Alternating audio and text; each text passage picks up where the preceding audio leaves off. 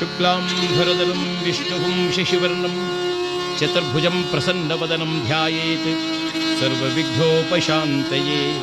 ಪೂಜ್ಯಾಯ ರಾಘವೇಂದ್ರಾಯ ಸತ್ಯಧರ್ಮರಥಾಯ ಚ ಭಜತಾಂ ಕಲ್ಪವೃಕ್ಷಾಯ ನಮತಾಂ ಕಾಮಧೇನವೇ. ಮಾತಾಯ ಪಿತಾಯ ಉದರಸ್ತನಯಾ ವಿಭೂತಿ ಸರ್ವಂ ಯತೆ ವರಿಯವೇನವಧನ್ವಯಾನಾಂ ಆದ್ಯಸ್ಯ ನ ಗುಣೇರ್ವಗುಣಾಭಿ ಶ್ರೀರಾಮತ್ತದಂಗರಿ ಪ್ರಣಮಾಮಿ ಯುಗಳಂ ನಮಾಮಿ. ಶ್ರೀಶೈಲೇಶದಯಾಭಾತ್ತಮಜಭಕ್ತ್ಯಾದಿಗುಣಾರ್ಣವಂ ಯತೇಂದ್ರ ಪ್ರವಣಂ ವಂದೇ ರಮ್ಯಜಾಮಾದನಂ ಮುನಿಂ. ಲಕ್ಷ್ಮೀನಾಥಸಮಾರಂಭನಾದಯಾಮನು ಮಧ್ಯಮ ಅಶ್ವದಾಚಾರ್ಯ ಪರ್ಯಂತ ಮುಂದೇ ಗುರುಪರಂಪರಾ. ಬಾ ಸ್ವಾಮಿ ಗಜಮುಖನೇ, ಬಾ ಸ್ವಾಮಿ ಗಜಮುಖನೇ, ದೇವ ಬಾ ಸ್ವಾಮಿ ಗಜಮುಖನೇ. ನೀನೇ ಗತಿ ಜಲ್ಪು ನಲ್ಬಿದೇನೆ, ಬಾ ಸ್ವಾಮಿ ಗಜಮುಖನೇ. ಮೋದಕ ಪ್ರಿಯಕರ ಮುದ್ದು ಶ್ರೀ ಗಣಪ, ಮೋದಕ ಪ್ರಿಯಕರ ಮುದ್ದು ಶ್ರೀ ಗಣಪ. ಮುದವ ನೀಡಿ ಸಲಹೋ ಜ್ಞಾನಾನಂದ ಚಿಲ್ಮಯನೇ, ಸ್ವಾಮಿ ಜ್ಞಾನಾನಂದ ಚಿಲ್ಮಯನೇ.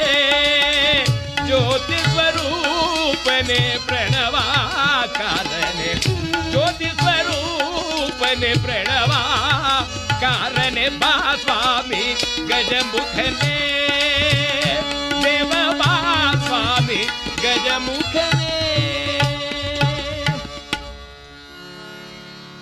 ಕೀರ್ತನಾರಂಭ ಕಾಲದಲ್ಲಿ ಪ್ರಾಜ್ಞಮಹನೀಯರಾಗಿರ್ತಕ್ಕಂಥ ಅವರು ಮನುಷ್ಯರು ಮೋಕ್ಷ ಸಂಪಾದನೆಗೋಸ್ಕರವಾಗಿ ವ್ರತ, ಕೃತು, ಜಪ, ದಾನ, ಧರ್ಮ ಇತ್ಯಾದಿಗಳನ್ನು ಮಾಡಿ ಮೋಕ್ಷವನ್ನು ಪಡೆಯುತ್ತಾನೆ. ಈ ಕಲಿಯುಗದಲ್ಲಿ ಸುಲಭವಾಗಿ ನಮಗೆ ದೊರೆತಿರತಕ್ಕಂಥ ಮಾರ್ಗಗಳು ಎಂದರೆ ಭಕ್ತಿ, ವ್ರತಾಚರಣೆ. ಕಲಿಯುಗದ ಜನರಿಗೆ ಮುಕ್ತಿ ಪಥವನ್ನು ಉಂಟು ಮಾಡಲು ಸುಗವಾಗಿ ಹರಿಹರ ಸುತನಾಗಿ ಅವತರಿಸಿದ ಅಯ್ಯಪ್ಪ ತನ್ನ ಭಕ್ತರಿಗೆಲ್ಲ ಒಂದು ನೇಮ, ನೀತಿ, ಆಚರಣೆಯನ್ನಿಟ್ಟು ವ್ರತಾಚರಣೆ ಎಂದು ಮಾಡಿದ್ದಾನೆ. ಆ ವ್ರತಾಚರಣೆಯನ್ನು ಮಾಡಿದವರಿಗೆ ಸಕಲ ವಿಧವಾದ ಸುಖ ಸಂಪದವನ್ನು ನಿತ್ತು ಸಲಹುವ ಮಹಾನುಭಾವನಾಗಿರ್ತಕ್ಕಂಥ ಅಯ್ಯಪ್ಪ ಸ್ವಾಮಿ. ಅಂದ ಮೇಲೆ ಆ ಅಯ್ಯಪ್ಪ ಸ್ವಾಮಿಯವರ ಕಥಾಭಾಗವನ್ನು ನಾವು ಹೇಳಿ ಕೇಳಿದ ಜನಗಳಿಗೂ ಹೇಳಿದವರಿಗೂ ಸಮಸ್ತರಿಗೂ ಆ ಪರಮಾತ್ಮ ಸ್ವಾಮಿ ಅಯ್ಯಪ್ಪನು ಸಕಲ ವಿಧವಾದ ಸುಖ ಸಂಪದಗಳನ್ನು ಕೊಟ್ಟು ಕಾಪಾಡಲಿ ಎಂಬುದಾಗಿ ಕಥಾಪ್ರಾರಂಭವನ್ನು ಮಾಡುತ್ತಿದ್ದೇವೆ. ಮೆರವಪುರದೊಳಗೆ ಪಿರಿಯವನೆನಿಸಿದ ಪರಮ ಪುರುಷ ಹರಿಹರ ಸುತ ಚರಿತ.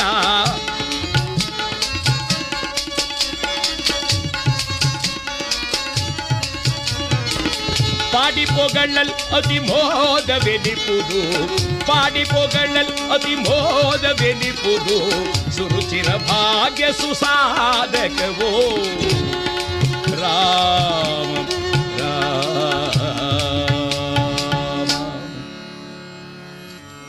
ಲೋಕದಲ್ಲಿ ಯುಗ ಯುಗಾಂತರಗಳಲ್ಲಿಯೂ ಬಂದಿರತಕ್ಕಂಥ ಕಲಹ ದೇವತೆಗಳಿಗೂ ದೈತ್ಯರಿಗೂ. ದೈತ್ಯರಲ್ಲಿ ಮಹಾನುಭಾವನಾದ ಧನು ಎಂಬತಕ್ಕಂಥ ರಾಕ್ಷಸನ ಮಕ್ಕಳು ರಂಭಾ ಕರಂಭಾಸುರ. ರಂಭಾ ಕರಂಭಾದಿಗಳು ಮಕ್ಕಳಿಲ್ಲದ ಕಾರಣ ತಪವನಾಚರಿಸಿ ಬ್ರಹ್ಮನಿಂದ ಯಜ್ಞೇಶ್ವರನಿಂದ ವರವನ್ನು ಪಡೆದಿದ್ದಾರೆ. ಕರಂಭಾಸುರ ಯಜ್ಞೇಶ್ವರನು ಪ್ರತ್ಯಕ್ಷನಾದಾಗ ಒಂದು ವರವನ್ನು ಕೇಳಿದರಂತೆ. ಸ್ವಾಮಿ, ನಾವು ಬಹಳ ಬಳಲಿದ್ದೇವೆ ಈ ದೇವತೆಗಳಿಂದಾಗಿ. ಲೋಕವನ್ನೆಲ್ಲ ಆಳುವ ಸಕಲರನ್ನು ಜಯಿಸ್ತಕ್ಕಂಥ ಶಕ್ತಿ ಉಳ್ಳ ಸಂತಾನವನ್ನು ದಯಪಾಲಿಸು. ಬ್ರಹ್ಮದೇವ ನಗುತ್ತ ಹೇಳಿದ, ತಥಾಸ್ತು. ಸಂತಾನ ಅನ್ನುವಾಗ ಆ ಕರಂಭಾಸುರನ ಅಭಿಪ್ರಾಯವೇನಿತ್ತೋ ಏನೋ, ಆದರೆ ಬ್ರಹ್ಮ ಸಂಕಲ್ಪ ಮಾತ್ರ ಬಹಳ ವಿಚಿತ್ರವಾಗಿತ್ತು. ತಥಾಸ್ತು ಎಂದಾಗ ಕರಂಭಾಸುರನು ವರವನ್ನು ಪಡೆದು ಬಂದು ಬಹುಕಾಲವಾದ ಮೇಲೆ ತಾನೊಂದು ಹೆಣ್ಣು ಮಗುವನ್ನು ಪಡೆದಿದ್ದಾನೆ. ರಂಭಾಸುರನು ವರಪ್ರದಾನದಿಂದ ತಾನೊಂದು ಗಂಡು ಮಗುವನ್ನು ಪಡೆದ. ಆ ಅವತರಿಸಿದ ಮಗನಿಗೆ ಮಹಿಷಾಸುರ ಎಂದು ಹೆಸರಾಯಿತು. ಕೊಂಬುಗಳುಳ್ಳವನಾಗಿ ಹರಿತವಾದ ಬರಸುಗಳಿಂದ ತೇಜಪುಂಜವಾದ ಬಾಲವುಳ್ಳವನಾದ ಮಹಿಷನಂತೆ ಮೆರೆಯುವ ಅಸುರನಾದ ಮಹಿಷಾಸುರ. ಕರಂಭಾಸುರನ ಮಗಳೂ ಸಹ ಹಾಗೆಯೇ ಅವತರಿಸಿದ್ದಾಳೆ, ಮಹಿಷಿ ಎಂಬ ಹೆಸರಿನಲ್ಲಿ. ಹಿಂದೆ ಗಾಲವ ಮಹರ್ಷಿಗಳ ಮಗಳಾಗಿರ್ತಕ್ಕಂಥ ಲೀಲಾವತಿ, ತ್ರಿಮೂರ್ತಿಗಳ ಅಂಶದಿಂದ ಅವತರಿಸಿದಂಥ ದತ್ತ ಋಷಿ ಇವರಿಗೆ ಕೊಟ್ಟು ವಿವಾಹವಾಗಿ ಆ ಲೀಲಾವತಿಯು ಸಮಯವಲ್ಲದ ಸಮಯದಲ್ಲಿ ಮೋಹಪರವಶಳಾಗಿ ಆ ದತ್ತ ಋಷಿಯನ್ನ ರತಿಕ್ರೀಡೆಯನ್ನಾಡಲು ಬಹುವಾಗಿ ಪೀಡಿಸಿದಾಗ ವೈರಾಗ್ಯ ಸಂಪನ್ನನಾಗಿದ್ದ ದತ್ತ ಋಷಿಯು, ನೀನೇಕೆ ನನ್ನನ್ನು ಹೀಗೆ ಕಾಡುತ್ತಿರುವೆ ಎಂದಾಗ ಈ ಲೀಲಾವತಿ ಹೇಳುತ್ತಿದ್ದಾಳೆ, ನಾನು ಯಾರು ಅಲ್ಲ, ನಿಮ್ಮ ಮಹಿಷಿಯಾದ್ದರಿಂದ ನಿಮ್ಮಲ್ಲಿ ಸಂತೋಷವಾಗಿರಲು ಅಪೇಕ್ಷೆ ಪಡ್ತೇನೆ. ಮಹಿಷಿಯಾದ ನಾನು ಕೇಳುವುದು ಅಪರಾಧವೇ ಎಂದರೆ ದತ್ತ ಋಷಿಗೆ ಬಹಳ ಸಿಟ್ಟಾಯಿತಂತೆ. ನೀನು ಆಡಿದ ಮಾತಿನಂತೆಯೇ ಮುನ್ನ ಅದೇ ರೀತಿಯಾದ ಮಹಿಷಿ ಅಂದರೆ ಎಮ್ಮೆಯಾಗಿ ಅವತರಿಸು ಎನ್ನುವಂತೆ ಮಹಿಷಿ ಎಂದು ಶಾಪವನ್ನು ಕೊಟ್ಟರಂತೆ. ಲೀಲಾವತಿ ಎದ್ದಳು, ಮುಂದೆ ನಾನು ಮಹಿಷಿಯಾಗಿ ಅವತರಿಸಬೇಕೇ? ಪತಿಯಾದ ನೀನು ನನ್ನನ್ನು ತಿರಸ್ಕರಿಸಿ ಮಹಿಷಿಯಾಗಿ ಅವತರಿಸು ಎಂದ ಮೇಲೆ ನಾನು ಒಬ್ಬ ಮುನಿಯ ಮಗಳಾದ್ದರಿಂದ ಇದೋ ಶಾಪವನ್ನು ಕೊಡುತ್ತಿದ್ದೇನೆ. ನನ್ನನ್ನು ನಿರಾಕರಿಸಿದ ನನ್ನ ಪತಿಯೇ ನೀನೂ ಸಹ ಮಹಿಷನಾಗಿ ಅವತರಿಸಿ ಸುಂದರನಾದ ಪುರುಷನಾಗಿದ್ದು ನನ್ನೊಡನೆ ಬಹುಕಾಲ ನೀನು ಸುಖ ಸಂಸಾರಗಳನ್ನು ಅನುಭವಿಸ್ತಾ ಇರುವಂತಹವನಾಗು ಎಂಬುದಾಗಿ ತಾನೂ ಸಹ ಶಾಪವನ್ನು ಕೊಟ್ಟರಂತೆ. ಆ ಲೀಲಾವತಿಯೇ ಇಲ್ಲಿ ಕರಂಬಾಸುರ ಮಗಳಾದ ಮಹಿಷಿ ಎಂಬತಕ್ಕಂಥ ರೂಪದಲ್ಲಿ ಅವತಾರವಾಗಿದ್ದಾಳೆ. ರಕ್ಕಸರಾಗಿ ಅವತರಿಸಿರುವ ಇವರಲ್ಲಿ ಮಹಿಷಾಸುರನು ಅನೇಕ ವಿಧವಾದ ವರಗಳನ್ನೆಲ್ಲವನ್ನು ಪಡೆದು ಲೋಕದಲ್ಲಿರುವ ಸಾಧು ಸಂತರನ್ನು ಬಹುವಿಧದಲ್ಲಿ ಕಾಡಿದನಂತೆ. ದೇವತೆಗಳೆಲ್ಲರೂ ಮೊರೆಯಿಟ್ಟಾಗ ಜಗದಾದಿ ದೇವರುಗಳೆಲ್ಲರೂ ಸೇರಿ ಮಹತಾಯಿ ಚಾಮುಂಡಿಯನ್ನು ನಿರ್ಮಾಣವನ್ನು ಮಾಡಿ ಮಹಿಷಾಸುರನ ಸಂಹಾರವನ್ನು ಮಾಡಿದ್ದಾರೆ. ಮಹಿಷಾಸುರನ ಸಂಹಾರವಾದ ವಿಚಾರವನ್ನು ಕೇಳಿದೊಡನೆ ಮಹಿಷಿ ಎಂಬುವಳು ಸಿಟ್ಟಿನಿಂದ ಗುಡುಗಲಾರಂಭಿಸಿದಳಂತೆ. ಗಡಗಡ ನಡುಗುವ ಥರದೊಳಗಿ ಪರಿಗೆದ್ದಳಾಗ ಮಹಿಷಿ, ಮಹಿಷಾಸುರನ ಮರ್ದನದ ಕೇಳುತ್ತಲಿ ನಡುಗಿದಳು ಮಹಿಷಿ. ಸುರರೆಲ್ಲರೂ ಸೇರುತ್ತ ಜನಗಪಮಾನ ಕೈದರೆನುತ್ತ ಮಹಿಷಿ. ಸದಪಡೆಯದ ಬಿಡಲು ಎಲ್ಗಲುತ್ತ ಆಕ್ರೋಶದಿ ಹೊರಟಲು ಮಹಿಷಿ. ಸಾಂಬ ಸದಾ ಶಿವ, ಸಾಂಬ ಸದಾ ಶಿವ, ಸಾಂಬ ಸದಾ ಶಿವ, ಸಾಂಬ ಶಿವ. ಮೋಸವಾಯಿತು. ನನ್ನಂಡನಾದ ಮಹಿಷಾಸುರನ ಮರ್ದನವನ್ನು ಮಾಡಿದ ಈ ದೇವತೆಗಳನ್ನ ಸುಮ್ಮನೆ ಬಿಡುವುದಿಲ್ಲ ಎಂಬತಕ್ಕಂಥ ಸಿಟ್ಟಿನಿಂದ ತಾ ಕೂಡಲೇ ಯೋಚನೆ ಮಾಡಿದಳಂತೆ.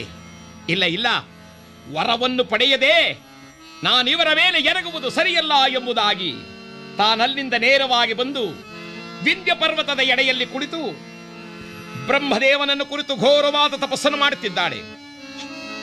ಓಂ ಬ್ರಹ್ಮದೇವಾಯ ವಾಣೀ ಹಿರಣ್ಯ ಗರ್ಭಾಭ್ಯಾಂ ನಮಃ. ಓಂ ಕಳೆಯಿತು ದಿನಗಳು, ಉರುಳಿತು ವರ್ಷಗಳು, ಬಹುಕಾಲವಾಯಿತು. ಈ ಮಹಿಷಿಯ ತಪವೂ ಹಣ್ಣಾಯಿತು. ಬ್ರಹ್ಮದೇವ ಥಟ್ಟನೆ ಪ್ರತ್ಯಕ್ಷನಾದ. ಅಮ್ಮ, ಏನು ಬರಬೇಕು? ಈಕೆ ಕೈ ಜೋಡಿಸಿದ್ದು, ಮರಣ ಬಾರದ ತೆರದಿ ವರವ ಕರುಣಿಸು ಬ್ರಹ್ಮದೇವ.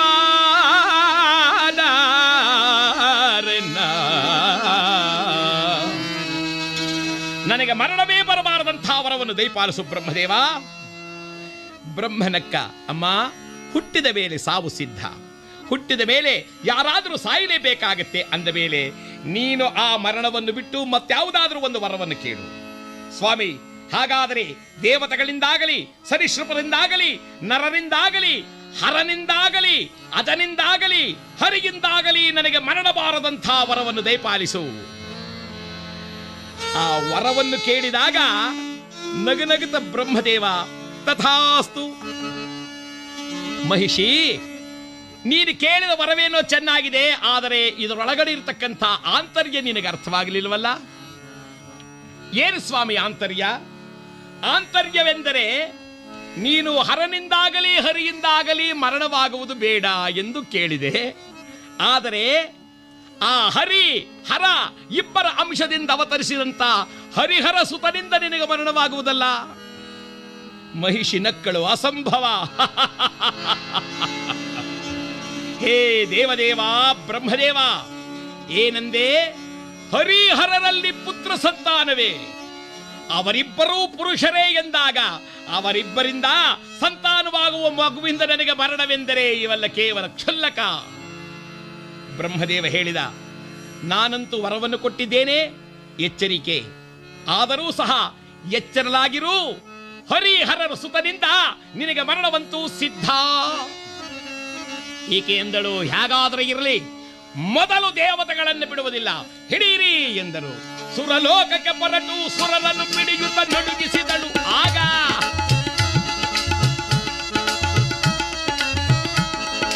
ಅನಿತ ದೇವತೆಗಳು ಬೆದರಿ ಕರಗಳ ಮುಗಿದು ನಿಂತರು ಬೇಗ.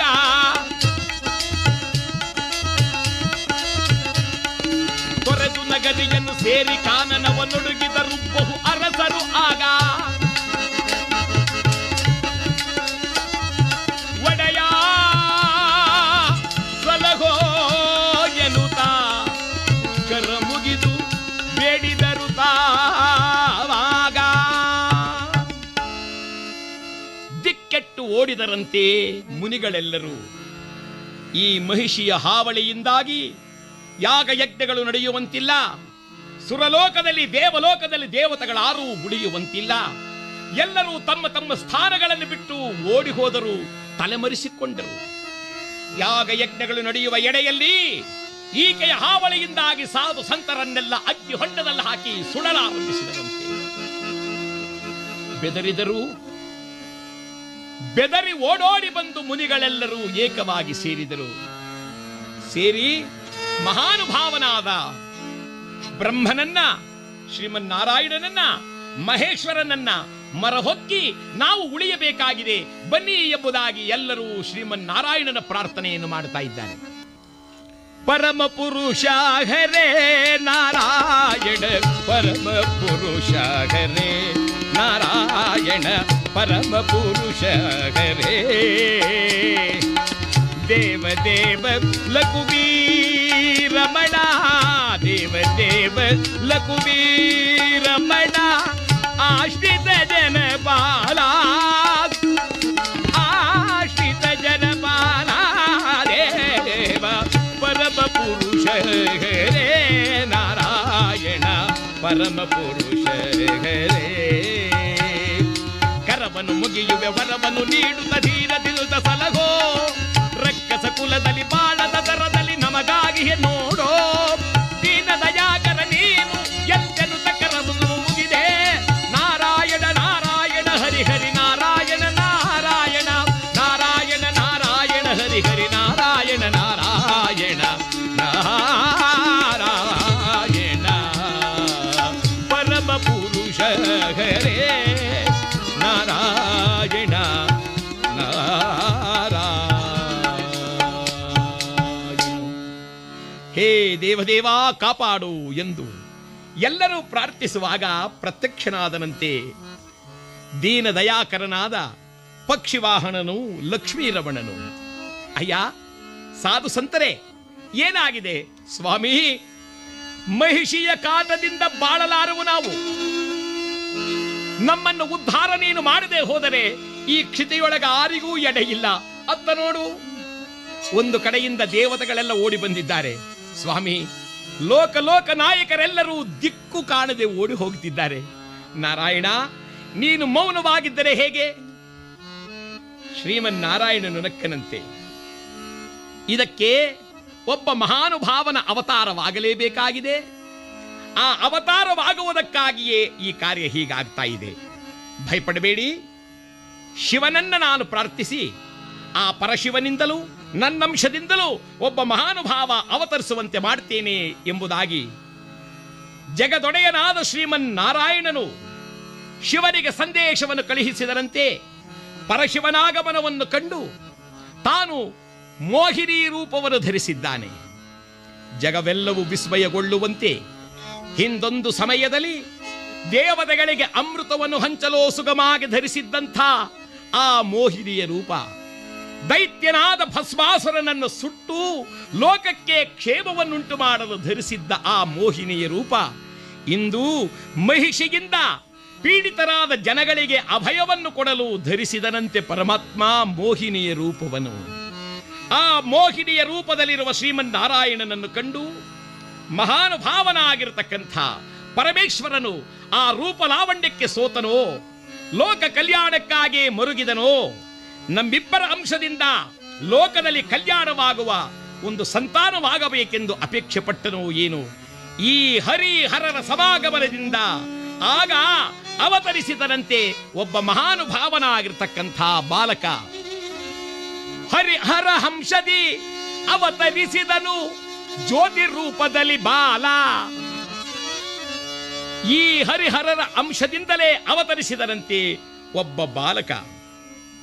ದೇದೀಪ್ಯಮಾನ ಪ್ರಕಾಶಕನಾಗಿ ಲೋಕವನ್ನೆಲ್ಲ ಬೆಳಗುವಂಥ ರೀತಿಯಲ್ಲಿ ಅವತಾರವಾಗಿರುವ ಆ ಮಗುವನ್ನು ಕಂಡು ಶ್ರೀಮನ್ನಾರಾಯಣನು ಹೇಳಿದ್ದಾನೆ, ಇದೋ ಈ ಮಗುವನ್ನು ಸ್ವೀಕರಿಸು. ಶಿವದೇವ, ಕೈಲಾಸದಲ್ಲಿ ಈತನನ್ನು ಇರಿಸು. ಭೂತಗಳಿಗೆ ನಾಥನನ್ನಾಗಿ ಮಾಡಿ ಭೂತನಾಥ ಎಂಬ ಹೆಸರಿನಲ್ಲಿ ಬೆಳೆಯಲಿ. ಈತನಿಂದಾಗಿ ಲೋಕ ಮಂಗಳವಾಗಲಿ, ಕ್ಷೇಮವಾಗಲಿ ಎಂದಾಗ ಆ ಮಹಾನುಭಾವನಾಗಿರ್ತಕ್ಕಂಥವನು ಅವತರಿಸಿದ್ದಾನೆ. ಅವತರಿಸಿ ಲೋಕದಲ್ಲಿ ಬೆಳಕಾಗಿ ಬೆಳಗುತ್ತಿರುವ ಈತನನ್ನು ಕುರಿತು ದೊಡ್ಡವರು ಹೇಳ್ತಾರೆ, ರಂಗನ ಸ್ಮರ ಭಂಗನ ವರ ಸಂಗದಿಂದಲೇ ಅವತರಿಸಿದನ. ರಂಗನ ಸ್ಮರ ಭಂಗನ ವರ ಸಂಗದಿಂದಲೇ ಅವತರಿಸಿದನ. ಲೋಕದ ಭವತಾಪವ ಲೋಕದ ಭವತಾಪವ ಪರಿಹರಿಸಲು ತಾನು ಅವತರಿಸಿದನು. ರಂಗನ ಸ್ಮರ ಭಂಗನ ವರ ಸಂಗದಿಂದಲಿಗವತರಿಸಿದನ. ರಂಗನ ಹರಿಹರ ಸುತನು ಧರ್ಮಶಾಸ್ತಾನು, ಹರಿಹರ ಸುತನು ಧರ್ಮಶಾಸ್ತಾನು, ಅನ್ನದಾನ ಪ್ರಭುವು ತಾನಾಗಿ ಈಗ ರಂಗನ ಸ್ಮರ ಭಂಗನ ವರ ಸಂಗದಿಂದಲಿ ಅವತರಿಸಿದನು. ರಂಗನ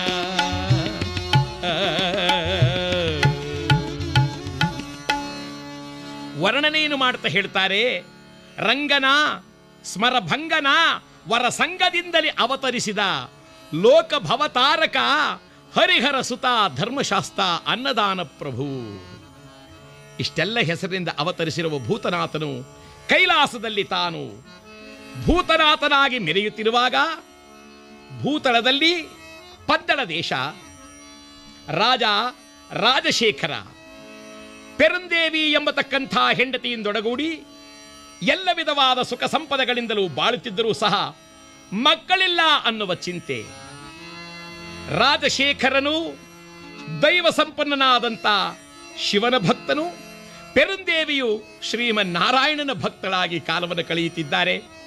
ಒಂದು ದಿನ ಈ ಅರಸ ಬೇಟೆಯಾಡಬೇಕು ಎಂಬುದಾಗಿ ಕಾಡಿಗೆ ಬಂದಿರುವ ಸಂದರ್ಭದಲ್ಲಿ ಕೈಲಾಸವಾಸನಾದ ಪರಮೇಶ್ವರ ನೋಡಿದ. ಭೂತನಾಥನು ಬೆಳೆಯಬೇಕಾದದ್ದು ಇಲ್ಲೇ ಎಂಬುದಾಗಿ ಅರಸನು ಬೇಟೆಯಾಡಿ ಬರುವ ಆ ಕಾಡಿನ ಮಧ್ಯದಲ್ಲಿ ಒಂದು ವಟವೃಕ್ಷದಡಿಯಲ್ಲಿ ಭೂತನಾಥನನ್ನೇ ಒಂದು 3 ತಿಂಗಳ ಮಗುವನ್ನಾಗಿ ಅದರಡಿಯಲ್ಲಿ ಇಡಿಸಿದನಂತೆ.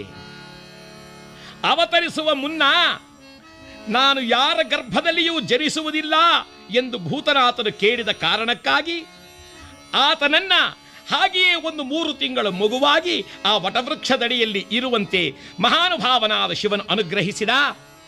ಬೇಟೆಯಾಡಲು ಬಂದ ಅರಸ ಬಾಣವನ್ನು ಹೂಡಿ ಸುತ್ತಲೂ ನೋಡುತ್ತಿದ್ದಾನೆ. ಎಲ್ಲಿಯೋ ಮಗು ಅಳುವ ಶಬ್ದ ಕೇಳಿಸಿದೆ.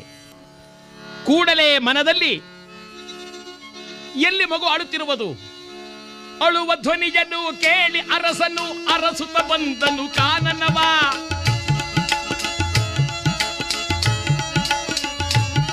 ತನಗೆಲ್ಲಿ ದೊರಕನೆ ಆ ಶಿಶುವಾರೆಂಬುದರಿಯದೆ ಮನದಿ ನರಳಿದ ನರಸ. ಶಿವನ ಲೀಲೆ ವಿಚಿತ್ರವೋ, ಜಗದೊಡೆಯನ ಲೀಲೆ ವಿಚಿತ್ರವೋ, ಶಿವನ ಲೀಲೆ ವಿಚಿತ್ರವೋ. ಸಾಂಬ ಸದಾ ಶಿವ, ಸಾಂಬ ಶಿವ. ಎಲ್ಲಿ ಮಗು ಅಳ್ತಾ ಇರೋದು, ಎಲ್ಲಿ ಅಳ್ತಾ ಇದೆ ಅಂತ ಹುಡುಕಾಡ್ತಾ ಬಂದು ನೋಡ್ತಾನೆ. ಆ ವಟವೃಕ್ಷದಡಿಯಲ್ಲಿ ಮಗುವೊಂದು ಮಲಗಿ ಈ ಅರಸನನ್ನು ನೋಡಿ ನಗುತ್ತಿದೆಯೋ ಎನ್ನುವಂತಿದೆಯಂತೆ. ಅರಸ ದಿಟ್ಟಿಸಿ ನೋಡಿದ, ಯಾರದೀ ಮಗುವು? ಇಷ್ಟು ಸುಂದರವಾದ ಮಗುವನ್ನು ಯಾರಿಗೆಲ್ಲಿ ಬಿಟ್ಟವರು ಎಂದು ಓಡಿ ಬಂದಿದ್ದೆ. ಆ ಮಗುವನ್ನು ಎತ್ತುಕೊಂಡನಂತೆ. ಎತ್ತುಕೊಂಡು ನೋಡಿದರೆ ಕಂಠದಲ್ಲಿ, ಆ ಮಗುವಿನ ಕಂಠದಲ್ಲಿ ಒಂದು ಸಣ್ಣ ಗಂಟೆ ಇದೆಯಂತೆ.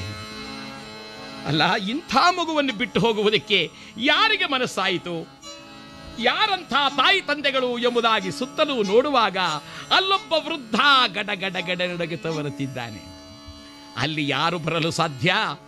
ಪರಮಾತ್ಮನೇ ವೃದ್ಧ ವೇಷವನ್ನು ಹಾಕಿಕೊಂಡು ಬಂದು, ಅರಸ, ಬಹುಕಾಲದಿಂದಲೂ ಮಕ್ಕಳ ಭಾಗ್ಯವಿಲ್ಲ ಎನ್ನುತ್ತಿದ್ದೀಯಲ್ಲ, ನಿನ್ನ ಪೂಜಾ ಫಲವಾಗಿ ದೊರೆತಿದ್ದಾನೆ ಈ ಮಗು. ಎಚ್ಚರಿಕೆಯಿಂದ ಸಾಕು. ಅಷ್ಟೇ ಅಲ್ಲ, ಈ ಮಗನಿಗೆ ಏನಂತ ಹೆಸರಿಡ್ತೀಯ? ಕಂಠದೊಳು ಗಂಟೆಯಲು ಧರಿಸಿರುವ ಕಂದನಿಗೆ ಮಣಿಕಂಠನೆಲ್ಬ ವಿಧಾನದಲ್ಲಿ ಮೆರೆವಲ್ದೆ ಬಾಡು ಅರಸಾನ, ಮೆರೆವಲ್ದೆ ಮಾಡು ಅರಸ. ಅಯ್ಯ, ಇವರಿಗೆ ಮಣಿಕಂಠ ಎಂದು ನಾಮಕರಣವನ್ನು ಮಾಡು, ಬಹು ಪ್ರೀತಿಯಿಂದ ಕಾಪಾಡು. ಇವನಿಂದಾಗಿ ನಿನ್ನ ವಂಶ ಮಾತ್ರವಲ್ಲ, ಸಕಲ ಲೋಕವೂ ಉದ್ಧಾರವಾಗುತ್ತೆ ಎಂದಾಗ ಸಂತೋಷದಿಂದ ಮಹಾರಾಜ ಹಿರಿಯರಿಗೆ ವಂದಿಸಿ ಆ ಮಗುವನ್ನು ಹೊತ್ತು ತಂದು ತನ್ನ ಹೆಂಡತಿಯಾಗಿರ್ತಕ್ಕಂಥ ಪೆರುಂದೇವಿ ಕೈಗೆ ಕೊಟ್ಟು ಹೇಳ್ತಿದ್ದಾನೆ. ತನಯನಿವನು ವರದಾನ,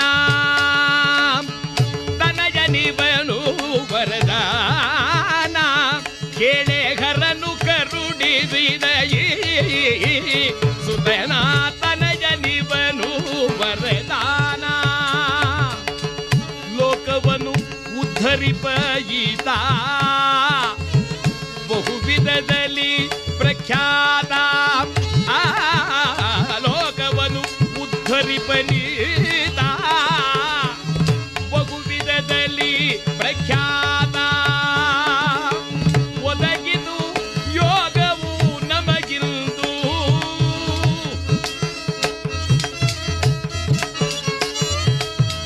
ಒದಗಿದು ಯೋಗ ನಮಗಿಂದು. ಕರುಣಿದೀನು ಸಂತಸವದಾಡು ಆನಂದದಲ್ಲಿ ಪಡೆ ಈ ಪರಿಯೊಳಗೆ ಸನಯನಿವನು ವರದಾನ.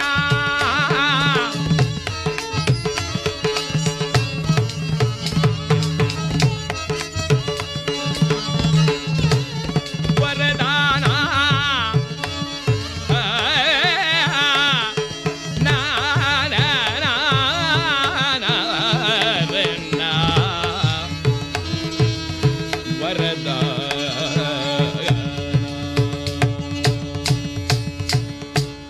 ದೇವಿ, ಇವನು ಪರಮಾತ್ಮನಿಂದ ನಮಗೆ ವರದಾನ. ಮಕ್ಕಳಿಲ್ಲದವರು ಎಂದು ನಮ್ಮ ನಾಡಿಕೊಳ್ಳುತ್ತಿದ್ದ ಜನರನ್ನ ಸದೆಬಡೆಯಲು, ಧರ್ಮವನ್ನು ರಕ್ಷಣೆ ಮಾಡಲು, ಸರ್ವದಾ ಜಗತ್ತಿಗೆ ಸುಖ ಸಂಪದವನ್ನು ನೀಡಲು ಶಿವನು ನಮಗಾಗಿ ದಯಪಾಲಿಸಿರುವ ಈ ಪುತ್ರ, ಇದಿಗೋ ಇವನೇ ಮಣಿಕಂಠ. ತಾಯಿ ಹೇಳಿದ್ಲು, ಏನ್ರಿ ನನಗೆ ಮಕ್ಕಳಿಲ್ಲ ಅಂತ ಹೇಳಿ ಯಾವುದೋ ಮಗುವನ್ನು ತಂದು ಕೊಡ್ತಾ ಇದ್ದೀರೇನ್ರಿ?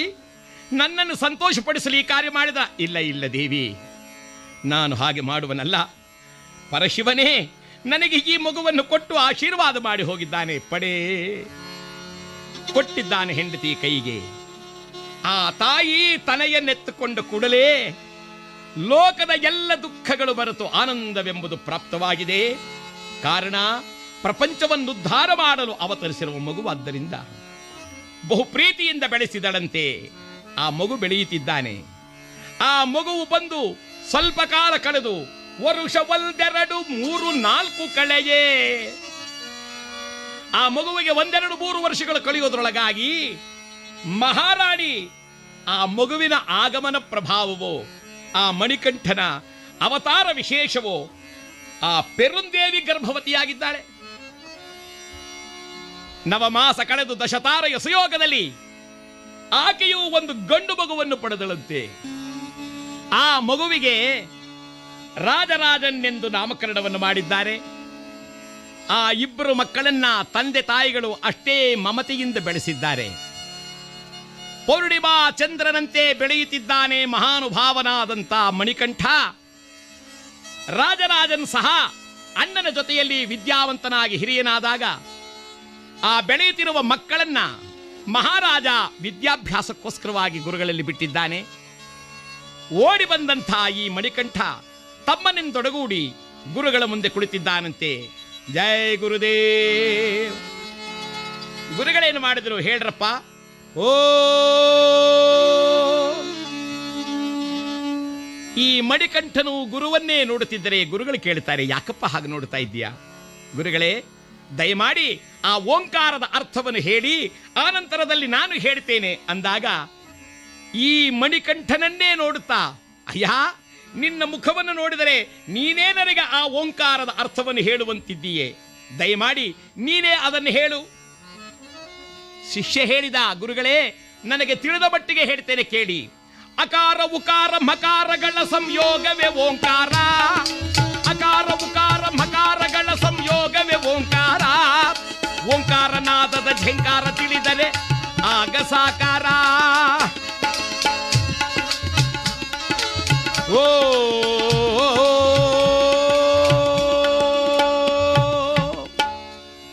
ಓಂಕಾರವು ಪ್ರಣವಾಕ್ಷರ ಗುರುಗಳೇ. ಆ ಓಂಕಾರದ ಪ್ರಣವಾಕ್ಷರದ ಅರ್ಥವನ್ನು ತಿಳಿದು ಯಾವಾತನು ಮನಸಾರ ಓಂಕಾರವನ್ನು ಉಚ್ಚರಿಸುವನು ಅವನ ಮನದೆಲ್ಲ ವಿಕಾರಗಳು ಕಳೆದು ಅವನಿಗೆ ನಿಜ ಸಹಕಾರವು ಪ್ರಾಪ್ತವಾಗುತ್ತೆ. ಸಾಕಾರ ಯೋಗದಿಂದ ಅವನು ಬೆಳಗುವಂಥವನಾಗ್ತಾನೆ. ಗುರುಗಳೆದ್ದು ಕೈಗಳನ್ನು ಜೋಡಿಸಿ ಹೇಳ್ತಾರೆ, ಅಪ್ಪ, ನೀನು ಸಾಮಾನ್ಯನಲ್ಲ, ಜಗತ್ತನ್ನೇ ಉದ್ಧಾರ ಮಾಡಲು ಬಂದಿರುವ ಮಹಾನುಭಾವ. ಇದು ನಾನು ಕಲಿತಿರುವ ವಿದ್ಯೆಯನ್ನ ನೆಪ ಮಾತ್ರಕ್ಕೆ ನಾನು ಗುರುವಾಗಿ ನಿನಗೆ ಬೋಧಿಸುತ್ತೇನೆ. ಜಗದಾದಿ ಗುರುವಾದ ನೀನು ನಮ್ಮನ್ನು ಅನುಗ್ರಹಿಸು ಎಂಬುದಾಗಿ ಹೇಳಿ ಗುರುಗಳು ವಿದ್ಯಾಭ್ಯಾಸವನ್ನು ಮಾಡಿಸುತ್ತಿದ್ದರೆ, ನೆಪ ಮಾತ್ರಕ್ಕೆ ಅವರು ಗುರುವಾಗಿ ನಿಂತಿದ್ದರೆ, ಮಹಾನುಭಾವನಾದ ಮಣಿಕಂಠನು ಇಚ್ಛಾ ಮಾತ್ರದಿಂದ ಸಕಲ ವಿದ್ಯಾ ಪಾರಂಗತನಾಗುತ್ತಿದ್ದಾನೆ. ತಮ್ಮನನ್ನೂ ಸಹ ಹಾಗೆ ವಿದ್ಯಾವಂತನನ್ನಾಗಿ ಬೆಳೆಸುತ್ತಿದ್ದಾನೆ. ಹೀಗೆ ಸಾಗುತ್ತಿದೆ ಮಹಾನುಭಾವನಾದ ಮಣಿಕಂಠನ ವಿದ್ಯಾಭ್ಯಾಸ. ನೋಡಲೀಗ ಪರಿಯೊಳಗೆ ತಾನು ಬಹುವೇದ್ಯನಾಗಿತ ನಿಲ್ತದ್ದೇ ಹರಿಹರ ಸುತ ಮಣಿಕಂಠ ದೇವ ಭಕುತರ ಪೊರೆಯಲು ತಾನೇ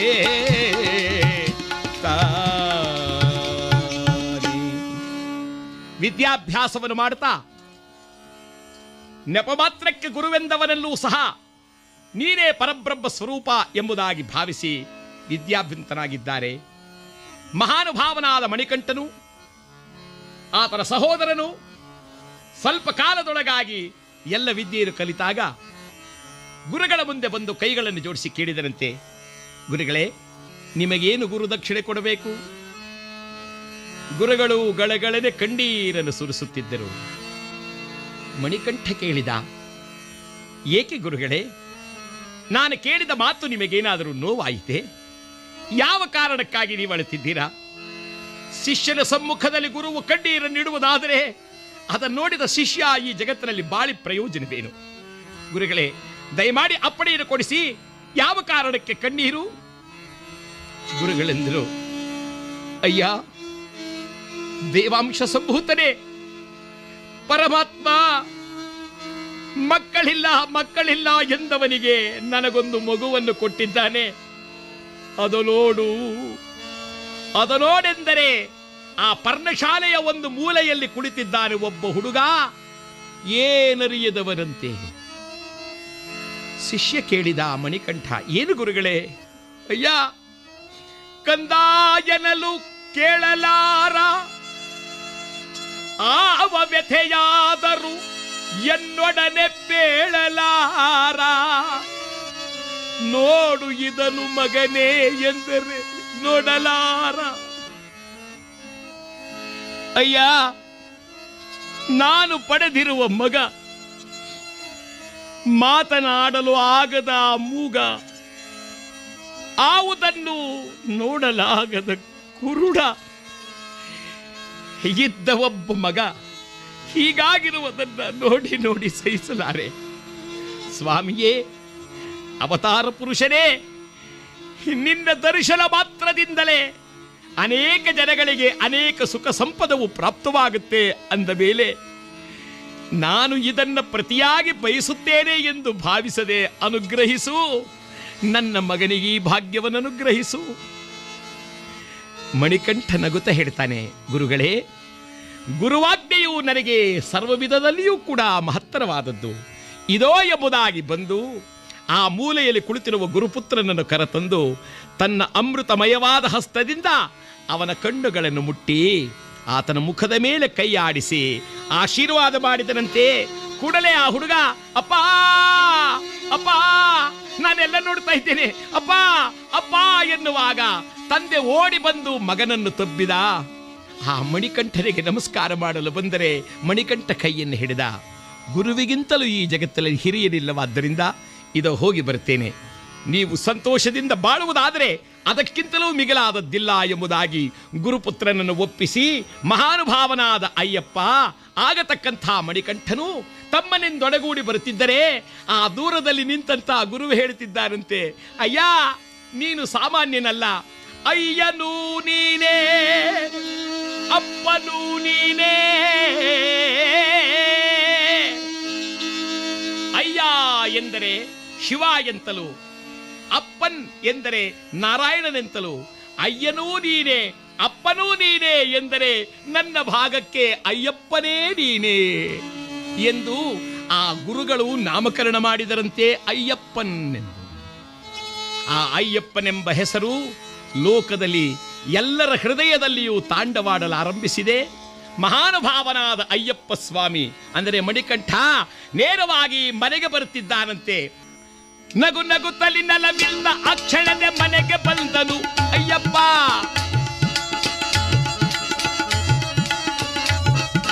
ಜಗಕ್ಕೆ ಮಂಗಳವ ಕೋರಲು ತಾ ಪೃಥ್ವಿಯೊಳು ನೆಲೆಸಿದನಯ್ಯಪ್ಪ. ಅಯ್ಯಪ್ಪ ಶರಣಮೇ ಅಯ್ಯಪ್ಪ, ಅಯ್ಯಪ್ಪ ಶರಣಮೇ ಗಯ್ಯಪ್ಪ, ಅಯ್ಯಪ್ಪ ಶರಣಂ ಅಯ್ಯಪ್ಪ. ನಾಡಿಗೆ ಹಿಂತಿರುಗಿದ ತಂದೆ ರಾಜಶೇಖರನಿಗೆ ಆನಂದವೋ ಆನಂದ. ಮಗನನ್ನು ನೋಡಿ ಉಬ್ಬುಬ್ಬಿ ಹೋಗುತ್ತಿದ್ದಾನೆ. ಕೂಡಲೇ ಮಂತ್ರಿಗಳನ್ನು ಕರೆಸಿ ಹೇಳಿದರಂತೆ, ನನ್ನ ಮಗ ವಿದ್ಯಾವಂತನಾಗಿ ಪ್ರಾಜ್ಞವಯಸ್ಕನಾಗಿದ್ದಾನಾದ್ದರಿಂದ ಅವನಿಗೆ ರಾಜ್ಯ ಪಟ್ಟವನ್ನು ಕಟ್ಟುತ್ತೇನೆ. ಮಂತ್ರಿ ಅಂದ, ಬಹಳ ಸಂತೋಷ ಬಹಳ ಸಂತೋಷ, ಇದೋ ಬಂದೆ ಎಂದು ಪಕ್ಕದಲ್ಲೇ ಬಂದು ಹೇಳ್ತಾನೆ, ಓ ಎಲ್ಲಿಯೋ ಕಾಡಿನಲ್ಲಿ ಸಿಕ್ಕಿದ ಒಬ್ಬ ಹುಡುಗ ಈ ನಾಡಿಗೆ ರಾಜ. ಮಕ್ಕಳೇ ಇಲ್ಲದಿರುವ ಈ ರಾಜನ ರಾಜ್ಯವನ್ನ ಹೇಗಾದರೂ ನಾನು ಪಡೆಯಬೇಕು ಎಂದು ಹವಣಿಸುತ್ತಿದ್ದರೆ ಪರದೇಶಿ ಬಾಲಕ ರಾಜನಾಗುತ್ತಿದ್ದಾನೆ. ಆ ಪರದೇಶಿ ಆಗಮಿಸಿದ ಮೇಲೆ ಈ ನಾಡಿನಲ್ಲಿ ಮಹಾರಾಣಿಗೆ ಒಂದು ಗಂಡು ಮಗುವಾಗಿದೆ. ಇರಲೇ, ನಾನು ಸುಮ್ಮನೆ ಬಿಡುವನಲ್ಲ ಎಂಬುದಾಗಿ ಬಂದು ಮಹಾರಾಣಿ ಪೆರಂದೇವಿ ಹತ್ರ ಕೈಗಳನ್ನು ಜೋಡಿಸಿದ. ಮಹಾರಾಣಿಗೆ ವಂದನೆ. ಏನು ಮಂತ್ರಿಗಳೇ? ಏನೂ ಇಲ್ಲ ಅಮ್ಮ, ಮಹಾರಾಜರು ನಮ್ಮ ಸ್ವಾಮಿ ಆ ಮಣಿಕಂಠನಿಗೆ ಅಂದರೆ ಅಯ್ಯಪ್ಪ ಸ್ವಾಮಿಗೆ ರಾಜ್ಯವನ್ನು ಪಟ್ಟ ಕಟ್ಟಬೇಕು ಎಂದು ತೀರ್ಮಾನ ಮಾಡಿ ಎಲ್ಲ ಏರ್ಪಾಡು ಮಾಡುತ್ತಿದ್ದಾರೆ. ತಾಯಿ ಹೇಳಿದ್ಲು, ಹೌದಾ, ಹಾಗಾದ್ರೆ ಬಹಳ ಸಂತೋಷ. ಸಂತೋಷ ಇದೇನು ತಾಯಿ, ಸಂಕಟ ಪಡಬೇಕಾದ ಎಡೆಯಲ್ಲಿ ಸಂತೋಷ ಪಡುತ್ತಿದೆಯಲ್ಲ? ಸಂಕಟ ಮಂತ್ರಿ, ಏಕೆ ಸಂಕಟ? ಅಮ್ಮ, ಎಷ್ಟೇ ಆಗಲಿ ಹೊಟ್ಟೆಯಲ್ಲಿ ಹುಟ್ಟಿದ ಮಗನನ್ನ ಎಲ್ಲಿಯೋ ಕೆಲಸಕ್ಕೆ ಬಾರದವನಂತೆ ಮಾಡಿ ಕಾಡಿನಲ್ಲಿ ದೊರೆತ ಒಬ್ಬ ತಾಯಿ ತಂದೆಗಳಾರೆಂಬುದು ಗುರುತೇ ಇಲ್ಲದವನನ್ನ ಅರಸನನ್ನಾಗಿ ಮಾಡುವುದು ಎಂದರೆ ಹಿಂದೇನೋ ಅವನು ಚಿಕ್ಕ ವಯಸ್ಸಿನವನು ಹಾಗಿರಬಹುದು. ಹಿರಿಯವನಾದ ಮೇಲೆ ನಿನ್ನ ಮಗನಿಗೆ ಏನು ಬೆಲೆ ಇಲ್ಲ. ಲೋಕದ ಜನರು ಅವನನ್ನು ಯಾವ ಮಾನ್ಯತೆಯನ್ನು ಕೊಡುವುದಿಲ್ಲ. ಆ ಅಯ್ಯಪ್ಪ ಸ್ವಾಮಿ ಅರಸನಾದಾಗ ನಿನ್ನ ಮಗ ಅವನ ಪಾದ ಸೇವಕರಂತಿರಬೇಕಾಗುತ್ತೆ. ಅಲ್ಲ, ತಾವು ಆಲೋಚನೆ ಮಾಡಬೇಕು. ಮಹಾರಾಣಿ ಪೆರುಂದೇವಿಯಲ್ಲಿಯೂ ಸ್ವಲ್ಪ ಮಾರ್ಪಾಟಾಯಿತಂತೆ. ನಿಜ ನಿಜ, ಈ ಮಂತ್ರಿ ಆಡುತ್ತಿರುವ ಮಾತು ನಿಜ. ಅಯ್ಯ, ಹಾಗಾದ್ರೆ ಏನು ಮಾಡಲಿ ಅಮ್ಮ? ಈಗ ಒಂದೇ ಒಂದು ಉಪಾಯ. ನಾನು ಕೆಲವು ಜನ ವೈದ್ಯರನ್ನೆಲ್ಲ ನಿರ್ಮಾಣ ಮಾಡ್ತೇನೆ. ನೀವು ಸಹಿಸಲಾಗದ ತಲೆನೋವು ಎಂಬುದಾಗಿ ತಾವು ಸುಮ್ಮನಾದರೂ ಪವಳಿಸಿ. ಈ ಮಹತ್ತರವಾದ ತಲೆನೋವು ನಿವಾರಣೆಯಾಗಬೇಕಾದರೆ ಹುಲಿ ಹಾಲು ತರಬೇಕು ಎಂಬುದಾಗಿ ನಾನು ಒಂದು ಉಪಾಯವನ್ನು ಹುಡುಕ್ತೇನೆ. ಆಗ ಯಾರು ಹೋಗಲಿಕ್ಕಾಗದೆ ಹೆದರಿದರೆ ಆ ಅಯ್ಯಪ್ಪ ಸ್ವಾಮಿಯು ಹೋಗುವಂತೆ ಮಾಡೋಣ. ಅಯ್ಯಪ್ಪ ಹೋಗ್ತಾನೆ, ಆ ಕಾಡು ಪ್ರಾಣಿಗಳಲ್ಲಿ ತಿಂದು ಬಿಡುತ್ತವೆ. ನಾವೇನು ಮಾಡೋಣ? ವಿನಾಕಾರಣ ಸತ್ತ ಅಂತ ಹೇಳಿ ಆ ನಂತರದಲ್ಲಿ ನಮ್ಮ ರಾಜರಾಜನನ್ನೇ ಪಟ್ಟಾಧಿಕಾರಿಯನ್ನಾಗಿ ಮಾಡೋಣ. ಹೇಗಿದೆ? ಒಳಗಿನ ಮರ್ಮವನ್ನು ಅರ್ಥ ಮಾಡಿಕೊಳ್ಳಲಾರದೆ ಒಪ್ಪಿದಳಂತೆ ಈ ಮಹಾರಾಣಿ. ಹಾ ಹಾ ಎಂದು ಬಲಗಿದ್ಲು. ಕುಟಿಲ ತಂತ್ರವನರಿಯದ ರಾಜಶೇಖರನು ಮಡದಿಗೆ ತಾನಾಗಿರುವ ಬೇನೆಯಲ್ಲಿ ನೊಂದು. ಅಯ್ಯೋ, ಮಹಾರಾಣಿ ಹೀಗಾಯ್ತಲ್ಲ, ಏನು ಮಾಡಲಿ? ಎಲ್ಲಿ ಯಾರಾದರೂ ಒಳ್ಳೆ ವೈದ್ಯರನ್ನು ಕರೆಸಿ ಎಂದರೆ ಬಂದ ವೈದ್ಯರೆಲ್ಲರೂ ಕೂಡ ಈ ಸುಳ್ಳು ತಲೆಯ ನೋವನ್ನು ಹೋಗಲಾಡಿಸದೆ ಹೊರಟೋದರು. ಕೊನೆಗೆ ಮಂತ್ರಿಯಿಂದ ಪ್ರೇರೇಪಿತರಾದವರು ಬಂದರು. ಬಹಳವಾಗಿ ಪರೀಕ್ಷೆಯನ್ನು ಮಾಡಿ ಹೇಳಿದರಂತೆ, ಮಹಾರಾಜ, ಈ ತಲೆಶೂಲೆ ಸಾಮಾನ್ಯವಾದದ್ದಲ್ಲ. ಈ ತಲೆಶೂಲೆ ಹೋಗಬೇಕಾದರೆ ಇದಕ್ಕೆ ಬೇಕಾಗಿದೆ ಹುಲಿಯ ಹಾಲು. ರಾಜ ಕೇಳಿದ, ಹುಲಿಯ ಹಾಲು? ಏನು ಮಾತನಾಡ್ತಾ ಇದ್ದೀರಾ? ತರೋರು ಯಾರು? ಆಗ ಎಲ್ಲರೂ ತಲೆ ತಗ್ಗಿಸಿದರೆ ಆ ಪೆರುಂದೇವಿ ಹೇಳ್ತಾಳೆ, ಏನು, ನನ್ನ ಈ ಬಾಧೆಯಿಂದ ಮುಕ್ತರನ್ನಾಗಿ ಮಾಡಲು ಯಾರೂ ಇಲ್ಲವೇ? ಸರ್ವಶಕ್ತ ಎನಿಸಿಕೊಂಡಿರುವ ನನ್ನ ಮಗ ಅಯ್ಯಪ್ಪನಿಲ್ಲವೇ? ಅವನಿಂದಲೂ ಸಾಧ್ಯವಿಲ್ಲವೇ? ಪಕ್ಕದಲ್ಲಿ ನಿಂತಿದ್ದ ಅಯ್ಯಪ್ಪ ನಗುತ್ತಿದ್ದಾನೆ. ಮಾತೃದೇವೋ ಭವ. ಅಮ್ಮ, ಭಯಪಡಬೇಡ ತಾಯಿ. ಹುಲಿಯ ಹಾಲು ತರಲು ಇದೋ ಈಗಲೇ ಹೊರಟೆ. ಪುಲಿಯಲ್ಲಾದಿರ್ದೊಡು ಸರಿಯೇ, ಆವ ರೀತಿಯಲ್ಲಾದರೂ ಪಾಲು ತಂದು ನಿನ್ನ ತಲಶೂಲೆಯನ್ನು ಹೋಗಲಾಡಿಸುವುದು ನನ್ನ ಮುಖ್ಯ ಕರ್ತವ್ಯ. ಅಪ್ಪ, ಹೋಗಿ ಬರ್ತೇನೆ. ಹಾಗನ್ನುವಾಗ ರಾಜ ಓಡಿ ಬಂದ. ಕಂದ, ಭಯಂಕರವಾದ ಕಾಡು, ನೀನೊಬ್ಬನೇ. ಅಪ್ಪ, ಆವ ಕಾಡಿನಿಂದಾಗಲಿ ಆವ ಕಾಡು ಪ್ರಾಣಿಗಳಿಂದಾಗಲಿ ನನಗೇನು ತೊಂದರೆಯಾಗದು. ತಾವು ನಿಶ್ಚಿಂತರಾಗಿರಿ. ಹಾಗಾದರೆ ಸೈನ್ಯವನ್ನ ಬೇಡ ತಂದೆ, ನನಗಾವ ಸೈನ್ಯವೂ ಬೇಕಿಲ್ಲ. ನಾನೋರ್ವನೇ ಹೋಗಿ ಈ ಕಾರ್ಯವನ್ನು ಸಾಧಿಸಿಕೊಂಡು ಬರ್ತೇನೆ ಎಂಬುದಾಗಿ ಹೇಳಿ ಅಯ್ಯಪ್ಪ ಸ್ವಾಮಿ ನಗು ನಗುತ್ತಾ ಹೊರಟನಂತೆ ಕಾಡಿಗೆ ಹೊರಟು ಬಹುದೂರ ಸಾಗಿ ಪೊನ್ನಂಬಲಕ್ಕೆ ಬಂದಿದ್ದಾನೆ. ಪೊನ್ನಂಬಲವೆಂಬತಕ್ಕಂಥ ಸ್ಥಳಕ್ಕೆ ಬರುವಾಗ ಈತನಿಗೋಸ್ಕರವಾಗಿ ಕಾದಿದ್ದರಂತೆ ಮಹಾನುಭಾವರಾದ ಮುನಿಗಳೆಲ್ಲರೂ ಓಡೋಡಿ ಬಂದಿದ್ದಾರೆ. ಸ್ವಾಮಿಯೇ ಅಯ್ಯಪ್ಪ, ಅಯ್ಯಪ್ಪ ಸ್ವಾಮಿಯೇ ಬಂದೆಯ ಎಂಬುದಾಗಿ ಓಡೋಡಿ ಬಂದಿದ್ದೆ. ಕರಗಳನ್ನು ಜೋಡಿಸಿ ಆ ಅಯ್ಯಪ್ಪ ಸ್ವಾಮಿಯನ್ನು ಕುರಿತು ಪ್ರಾರ್ಥನೆಯನ್ನು ಮಾಡ್ತಾ ಇದ್ದಾನೆ.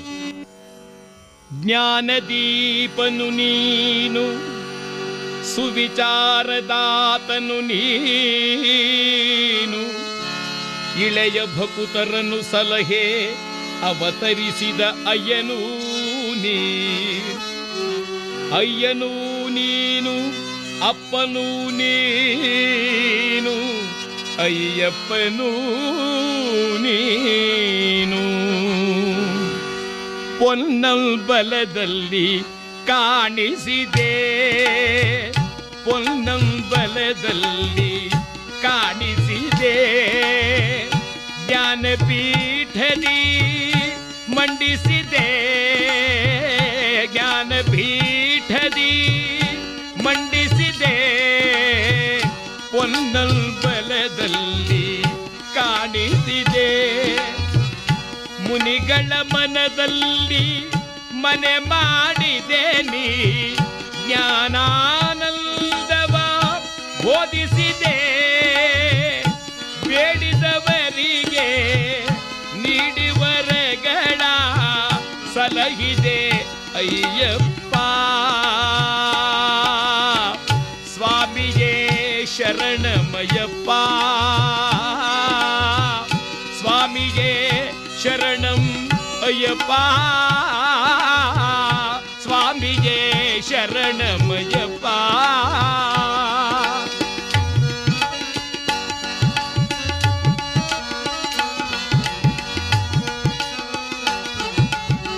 ಶರಣಮಯ್ಯಪ್ಪ. ಮುನಿಗಳೆಲ್ಲರೂ ತದೇಕ ಚಿತ್ತರಾಗಿ ಪ್ರಾರ್ಥಿಸಿದರಂತೆ ನಿನಗಾಗಿ ಕಾದಿದ್ದೆವು ದಯಮಾಡಿಸು ಎಂಬುದಾಗಿ ಅಲ್ಲೇ ನಿರ್ಮಿತವಾಗಿರಬಹುದಾದ ಜ್ಞಾನಪೀಠದ ಮೇಲೆ ಕೂರಿಸಿ ಆ ಮಹಾನುಭಾವನಿಂದ ಅನೇಕ ಜ್ಞಾನ ವಿಚಾರಗಳನ್ನು ಉಪದೇಶವನ್ನು ಪಡೆಯುತ್ತಿದ್ದಾರೆ. ಇತ್ತ ಮಹಿಷಿಯು ಸಕಲ ದೇವತೆಗಳನ್ನೆಲ್ಲ ಕಾಡುತ್ತಿದ್ದರೆ ಇವಳ ಹಾವಳಿಯನ್ನು ತಡೆಯಲಾರದೆ ದೇವತೆಗಳೆಲ್ಲರೂ ಬೇಡಿದರಲ್ಲ. ಆಗ ಶಾಪವನ್ನು ಕೊಟ್ಟಿದ್ದಂಥ ದತ್ತ ಋಷಿಯು ಈಕೆಯನ್ನು ಸ್ವಲ್ಪ ಸಮಾಧಾನ ಮಾಡುವ ಸಲುವಾಗಿ ತಾನು ಆ ಶಾಪಕ್ಕನುಗುಣವಾಗಿ ಮಹಿಷನಾಗಿ ಅವತರಿಸಿದ್ದಾನೆ, ಸುಂದರ ಮಹಿಷ ಎಂದು. ಒಮ್ಮೆ ಕಾಡಿನಲ್ಲಿ ಪರಸ್ಪರ ಇವರಿಬ್ಬರ ಭೇಟಿಯಾಗಿದೆ.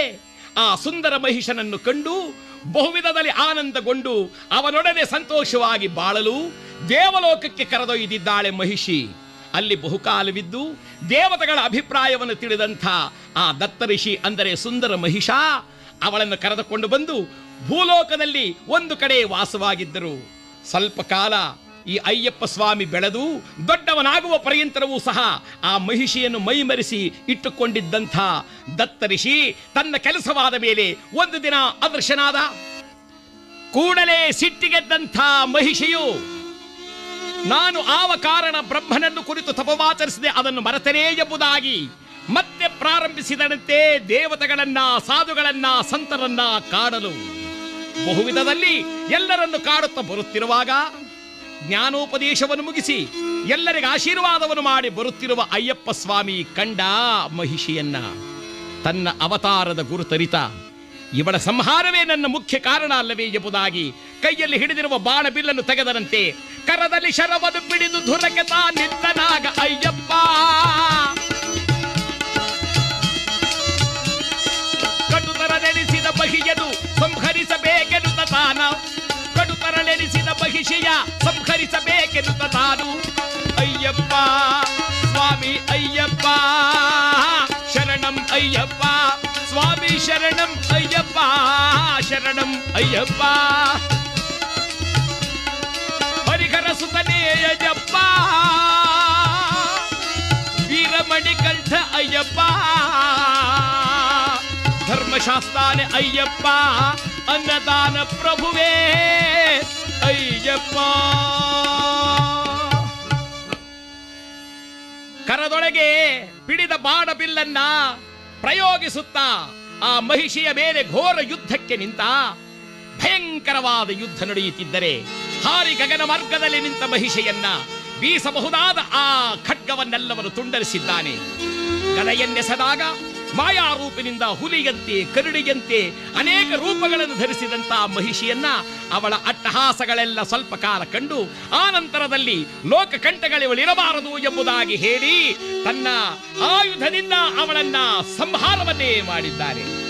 ಕೊಂಬುಗಳನ್ನು ಹಿಡಿದು ಗರಗರದ ತಿರುವಿ ಮೇಲೆ ಕೆತ್ತಿ ಬಿಸಾಡಿದರಂತೆ ಹಾರಿ ನೆಲಕ್ಕೆ ರಪ್ಪನಪ್ಪರಿಸಿ ಆ ಮಹಿಷಿಯ ಎಂದು ಪ್ರಾಣ ಬಿಟ್ಟಳಂತೆ. ದುಃಖದಿಂದ ಅವಳ ಕಣ್ಣಲ್ಲಿ ಹರಿದ ನೀರು ಈಗ ಅಳುದಾ ನದಿ ಎಂಬುದಾಗಿ ಪ್ರಖ್ಯಾತವನ್ನಾಗಿದೆ. ಶಾಪ ವಿಮೋಚನೆಯನ್ನು ಪಡೆದಂಥ ಲೀಲಾವತಿಯು ತಾನೆದ್ದು ಪ್ರತ್ಯಕ್ಷರಾಗಿ ನಿಂತಿರುವ ಅಯ್ಯಪ್ಪ ಸ್ವಾಮಿಯ ಮುಂದೆ ಕೈಗಳನ್ನು ಜೋಡಿಸಿ ಹೇಳುತ್ತಿದ್ದಾಳಂತೆ, ಅಯ್ಯ ಸ್ವಾಮಿ, ಅಯ್ಯಪ್ಪ ಸ್ವಾಮಿ, ಇದು ನನ್ನ ಶಾಪ ವಿಮೋಚನೆಯಾಗಿದೆ ಅಲ್ಲವೇ? ದಯಮಾಡಿ ನನ್ನನ್ನು ಸ್ವೀಕರಿಸು. ಸ್ವಾಮಿ ನಕ್ಕ, ಎಲ್ಲಿಯಾದರೂ ಉಂಟೆ, ನಾನು ನಿನ್ನನ್ನು ಸ್ವೀಕರಿಸುವುದು ಎಂಬುದು ಸಾಧ್ಯವೇ ಇಲ್ಲ. ನಾನು ಈ ಜನ್ಮದಲ್ಲಿ ಬ್ರಹ್ಮಚಾರಿಯಾಗಿ ಉಳಿಯಬೇಕಾಗಿರುವುದರಿಂದ ಸ್ವೀಕರಿಸಲಾರೆ. ಹಾಗಾದ್ರೆ ನೀ ನನ್ನನ್ನು ವಿವಾಹವಾಗುವುದಿಲ್ಲವೇ? ನನ್ನ ಗತಿ ಏನು? ಆಗ ಸ್ವಾಮಿ ಹೇಳಿದ, ನಾನು ನಿನ್ನನ್ನು ವಿವಾಹವಾಗಬೇಕಾದರೆ ಇಲ್ಲೇ ಇರು, ಕ್ಷೇತ್ರ ಪಾಲಕಿಯಾಗಿರು. ಮಾಳಿಕಾಪುರ ಅಮ್ಮೈ ಎಂಬತಕ್ಕಂಥ ಹೆಸರಿನಲ್ಲಿ ನೀನಿಲ್ಲಿರು. ನನ್ನನ್ನ ಯಾತ್ರೆಗಾಗಿ ಸಂದರ್ಶನಕ್ಕಾಗಿ ಬರಬಹುದಾದಂಥ ಅನೇಕ ಜನ ಭಕ್ತರಲ್ಲಿ ಎಂದಿಗೆ ಹೊಸದಾಗಿ ಬರತಕ್ಕಂಥ ಭಕ್ತರಿರುವುದಿಲ್ಲವೋ, ಕನ್ನಿಸ್ವಾಮಿ ಎಂಬತಕ್ಕಂಥ ಹೆಸರಿನ ಒಬ್ಬ ಭಕ್ತನು ಎಂದಿಗೆ ಒಬ್ಬನೂ ಬರುವುದಿಲ್ಲವೋ, ಅಂದಿಗೆ ನಾನು ನಿನ್ನನ್ನು ವಿವಾಹವಾಗ್ತೇನೆ ಎಂದು ಅಭಯವನ್ನು ಕೊಟ್ಟು ಅಯ್ಯಪ್ಪ ಸ್ವಾಮಿ ಮುಂದಕ್ಕೆ ಹೊರಟಿದ್ದಾನೆ. ದೇವಾನು ದೇವತೆಗಳು ದೇವೇಂದ್ರ ಸಹಿತರಾಗಿ ಬಂದು ಮಹಾನುಭಾವನಾದ ಅಯ್ಯಪ್ಪನ ಮುಂದೆ ಕೈಗಳನ್ನು ಜೋಡಿಸಿ ಪ್ರಾರ್ಥನೆಯನ್ನು ಮಾಡ್ತಾ ಇದ್ದಾರೆ. ದೇವತೆಗಳೆಲ್ಲರೂ ಪ್ರಾರ್ಥನೆಯನ್ನು ಮಾಡಿದಾಗ ಅಯ್ಯಪ್ಪ ಸ್ವಾಮಿ ಹೇಳಿದರಂತೆ, ಅಯ್ಯ ದೇವೇಂದ್ರ, ಏನಾಗಬೇಕು? ಸ್ವಾಮಿ, ನಿಮ್ಮ ತಾಯಿಗೆ ತಲೆಶೂಲೆ ಎಂಬುದು ಕೇವಲ ನೆಪ ಮಾತ್ರದ ಒಂದು ನಾಟಕ. ಮಂತ್ರಿ ಎಂಬುವನು ಅಜ್ಞಾನದಿಂದ ಮಾಡಿರತಕ್ಕಂಥ ಆಟ ಇದು. ನಾವುಗಳೆಲ್ಲ ನಿನ್ನ ಸಂಗಡಲೇ ಬರ್ತೇವೆ, ನಡೆ ಎಂದಾಗ ದೇವೇಂದ್ರನೇ ಹುಲಿಯಾಗಿದ್ದಾನೆ, ಮಿಕ್ಕ ದೇವತೆಗಳೆಲ್ಲ ಹುಲಿಬರಿಗಳಾಗಿದ್ದಾರೆ. ಆ ದೇವೇಂದ್ರನೆಂಬ ಹುಲಿಯನೇರಿ ಮಹಾನುಭಾವನಾಗಿರ್ತಕ್ಕಂಥ ಅಯ್ಯಪ್ಪ ಸ್ವಾಮಿ ನಾಡಿಗೆ ಬರ್ತಿದ್ದಾನೆ. ಹುಲಿಯನೇರಿ ದೇವಿ ಬರುತ್ತಿಗ, ಜಗವೆಲ್ಲ ನೋಡಿ ಅವನಗುತ್ತಿಗ. ಹುಲಿಯನೇರಿ ದೇವ ಬರುತ್ತಿಗ, ಜಗವೆಲ್ಲ ನೋಡಿ ಅವನಗುತ್ತಿಗ. ಮೋಸದ ಮರೆಯಲ್ಲಿ ನಿಲ್ದು ಜಗವೆಲ್ಲ ಬಳಲುತ್ತಿಗೆ ನೊಂದು. ಮೋಸದ ಮರೆಯಲ್ಲಿ ನಿಲ್ದು ಜಗವೆಲ್ಲ ಬಳಲುತ್ತಿಗೆ ನೊಂದು. ಕೇಳಿರಿ ಶರಣಮಯ್ಯಪ್ಪ ಎಂದು ಬಿಡದೆ ಸಲಹುವನು ಓಡೋಡಿ ಬಂದು. ಕೇಳಿರಿ ಶರಣಮಯ್ಯಪ್ಪ ಎಂದು ಬಿಡದೆ ಸಲಹುವನು ಓಡೋಡಿ ಬಂದು. ಹುಲಿಯನೇರಿ ದೇವ ಬರುತ್ತಿಗ, ಜಗವೆಲ್ಲ ನೋಡಿ ಅವನಗುತ್ತಿಗ. ಶರಣಂ ಅಯ್ಯಪ್ಪ, ಶರಣಂ ಅಯ್ಯಪ್ಪ, ಸ್ವಾಮಿ ಶರಣಂ ಅಯ್ಯಪ್ಪ. ಜಗವೆಲ್ಲ ಬೆಕ್ಕಸ ಬೆರಗಾಗುವಂತೆ ಆ ಹುಲಿಯನೇರಿ ನೇರವಾಗಿ ಮಹಾನುಭಾವನಾಗಿರ್ತಕ್ಕಂಥ ಅಯ್ಯಪ್ಪ ಸ್ವಾಮಿ ನಾಡಿಗೆ ಬಂದರೆ, ಹುಲಿ ಬರುತ್ತಿದೆ ಎಂದ ಕೂಡಲೇ ಗಡಗಡನೆ ನಡುಗಿ ಜನಗಳೆಲ್ಲರೂ ದೂರ ಓಡಿ ಹೋದರಂತೆ. ಅಯ್ಯಪ್ಪ ಸ್ವಾಮಿಯು ಕಾಡಿಗೆ ಹೋದ ಕೂಡಲೇ ಸುಳ್ಳು ನಾಟಕವಾಡುತ್ತಿದ್ದ ಮಹಾರಾಣಿ ತಲೆಶೂಲೆಯೂ ವಾಸಿಯಾಯಿತು ಎಂದಿದ್ದಳಂತೆ. ಹುಲಿಯನೇರಿ ಬಂದ ಕೂಡಲೇ ಮಂತ್ರಿ ಸೇನಾಧಿಪತಿಗಳು ಗಡಗಡನೆ ನಡುಗಿದರು. ಆಗ ಆ ತಾಯಿ ತನ್ನ ಅಜ್ಞಾನವನ್ನು ಹೋಗಲಾಡಿಸಿಕೊಂಡು ಬಂದು ಜ್ಞಾನಮೂರ್ತಿಯಾದ ಅಯ್ಯಪ್ಪ ಸ್ವಾಮಿಯನ್ನು ಕೇಳಿಕೊಳ್ಳುತ್ತಿದ್ದಾನೆ. ಅಯ್ಯ, ಅರಿಯದೆಲೆಗೈದ ಪರಾದ ಮನ್ನಿಸೋ ಮಗನೇ, ಮನ್ನಿಸೋ ಮಗನೇ. ತಿಳಿಯದೆ ನಾನು ಮಾಡಿದ ಅಪರಾಧವನ್ನು ಮನ್ನಿಸು ಸ್ವಾಮಿ. ನನ್ನ ಮಗನೆಂಬತಕ್ಕಂಥ ಅಭಿಮಾನದಲ್ಲಿ ಅವನಿಗೆ ಪಟ್ಟ ಕಟ್ಟಬೇಕು ಎಂಬುದಾಗಿ ನಾನು ನಿನ್ನಲ್ಲಿ ಮಾಡಿದ ಈ ಮೋಸಕೃತ್ಯಕ್ಕೆ ಕ್ಷಮಾಪಣೆಯನ್ನು ಕೊಡು. ಆಗ ಅಯ್ಯಪ್ಪ ಸ್ವಾಮಿ ತಾಯಿ ಹತ್ರ ಹೇಳ್ತಿದ್ದಾನೆ, ಅಮ್ಮ, ನೀನಾಡಿದ ಮಾತು ಸತ್ಯ. ಈ ನಾಡಿಗೆ ಅರಸನಾಗಬೇಕಾದವನು ನನ್ನ ತಮ್ಮನಾಗಿರುವ ರಾಜನಲ್ಲದೆ ನಾನಲ್ಲ. ನಾನು ಈ ನಾಡನ್ನು ಬಿಟ್ಟು ತೆರಳಲೇಬೇಕು. ನನ್ನ ಅವತಾರದ ಕಾರ್ಯವು ಸಫಲವಾಗಿದೆಯಾದ್ದರಿಂದ ಮುಂದೆ ಸಾಗಲೇಬೇಕು. ತಂದೆ ಬಂದ, ಮಗನೇ, ಇಷ್ಟು ಕಾಲ ನಿನ್ನನ್ನು ಕಂಡ ಈ ಕಣ್ಗಳು ಮತ್ತೆ ನಿನ್ನನ್ನು ಕಾಣದೆ ಇರಲಾರದು ಮಗನೇ. ಹೋಗದಿರು ಕಂದ, ನೀ ಹೋದರೆ ಬರಿದಾಗುವುದು ನನ್ನ ಬಾಳು. ಆಗ ಮಹಾನುಭಾವನಾದಂಥ ಅಯ್ಯಪ್ಪ ಸ್ವಾಮಿ ಹೇಳುತ್ತಿದ್ದಾನೆ, ತಂದೆಯೇ, ನಾನು ಯಾವ ಕಾರಣಕ್ಕಾಗಿ ಲೋಕಕ್ಕೆ ಬಂದನೋ ಆ ಕಾರ್ಯ ಮುಗಿದೆಯಾದ್ದರಿಂದ ನಾ ಮುಂದೆ ಸಾಗಿ ಒಂದೆಡೆಯಲ್ಲಿ ನಿಲ್ಲಬೇಕಾಗಿದೆ. ಆಗ ಲೋಕ ಕಲ್ಯಾಣವಾಗುವ ಕಾರ್ಯವು ನಾನು ಮಾಡಬೇಕಾಗಿದೆ. ತಂದೆ ಕೇಳಿದನಂತೆ, ಕಂದ, ಮತ್ತೆ ನಿನ್ನನ್ನು ಕಾಣಬೇಕಾದರೆ ನಾನೇನು ಮಾಡಬೇಕು? ನನ್ನನ್ನ ಒಂದು ಮೂರ್ತಿಯ ರೂಪದಲ್ಲಿ ನೀನು ನೋಡಬಹುದು ತಂದೆ. ಇದೋ ನಾನೊಂದು ಅಸ್ತ್ರ ಪ್ರಯೋಗವನ್ನು ಮಾಡ್ತೇನೆ. ಆ ಅಸ್ತ್ರವು ಯಾವ ಎಡೆಯಲ್ಲಿ ಬೀಳುತ್ತೋ ಅಲ್ಲಿ ಒಂದು ದೇಗುಲವನ್ನು ನಿರ್ಮಾಣ ಮಾಡು. ಆ ದೇಗುಲದಲ್ಲಿ ಯಾವ ರೀತಿಯ ತೊಂದರೆಗಳಾಗದ ತೆರದಲ್ಲಿ ನಿರ್ಮಾಣವಾದ ಎಡೆಯಲ್ಲಿ ನನ್ನ ಮೂರ್ತಿಯನ್ನು ನೀನು ಕಾಣಲು, ಲೋಕದ ಜನರು ನೋಡಲು ಕಾರಣವಾಗುವುದು. ಇದೋ ಅದನ್ನು ಕಾಣಲು ಜ್ಞಾನ ಚಕ್ಷುವನ್ನು ನಿನಗೆ ದಯಪಾಲಿಸಿದ್ದೇನೆ ಎಂಬುದಾಗಿ ಬತ್ತಲಿಕೆಯಿಂದ ಒಂದು ಬಾಣವನ್ನು ತೆಗೆದು ಗುರಿಗಿಟ್ಟಣದು ಹೊಡೆದ ಕೂಡಲೇ ಅದು ಬಹುದೂರದಲ್ಲಿ ಬಂದು ಶಬರಗಿರಿಯಲ್ಲಿ ಬಿದ್ದಿದೆಯಂತೆ. ಅದು ಜ್ಞಾನಚಕ್ಷುವಿಗೆ ಅಂದರೆ ರಾಜಶೇಖರನಿಗೆ ಕಂಡಿದೆ. ಮಹಾನುಭಾವನಾದ ಅಯ್ಯಪ್ಪ ಸ್ವಾಮಿ ಎಲ್ಲರಿಗೂ ವಂದಿಸಿ ಹೊರಟಿದ್ದಾನಂತೆ. ಲೋಕ ಕಲ್ಯಾಣ ಕಾರಣನೆನೆಸಿ ಪೊರಟನಯ್ಯಪ್ಪನು ಆಗ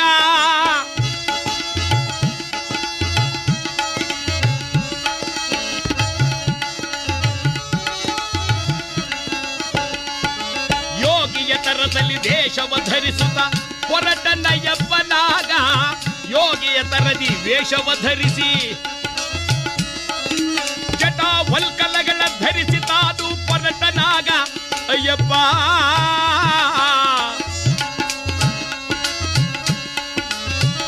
ಸ್ವಾಮಿ ಅಯ್ಯಪ್ಪ ಸ್ವಾಮಿ ಅಯ್ಯಪ್ಪ